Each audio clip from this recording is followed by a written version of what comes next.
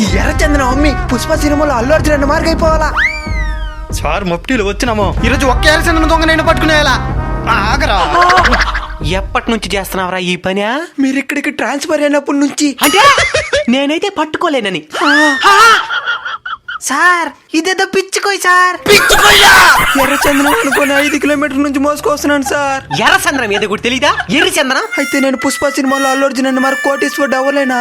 ఎర్ర చంద్రాన్ని దొంగతనం చేసి ఎప్పుడు కావలేవు. ఎర్ర చంద్రానికి యజమాని అయితే అప్పుడు కోటీశ్వరుడు అవ్వగలవు. ఎర్రచందనానికి యజమాని వచ్చా ఎట్టా? నబీసాయి ప్రాజెక్టులో భూమిని కొంటే వాళ్ళ దాంట్లో ఎర్రచంద్ర మొక్కలు నాటి 12 సంవత్సరాల కంటికి రెప్పలా కాపాడి వాళ్ళే అమ్మి నేను కోటీశ్వరం చేస్తారు. దీని ప్రభుత్వ అనుమతులు కూడా ఉంటాయి. ఎంత భూమి? గజం 749 రూపాయలే. అయితే నేను కూడా కొనుక్కుంటాను సార్. ఒకవేళ మన పరిస్థితులు బాగాలేకుండా మధ్యలోనే భూమిని అమ్ముకోవాలంటే వాళ్ళే దగ్గరుండి అప్పటి రేటుకి అమ్మి పెడతారు. అయితే భూమి ఏంటి బుక్ చేసుకోవాలా? స్క్రీన్ మీద కనబడుతున్న నంబర్లకు ఫోన్ చేసి బుక్ చేసుకోండి. మీకు ఇంకా ఏమైనా సందేహాలు ఉంటే వాళ్ళని పూర్తిగా తెలుసుకోండి.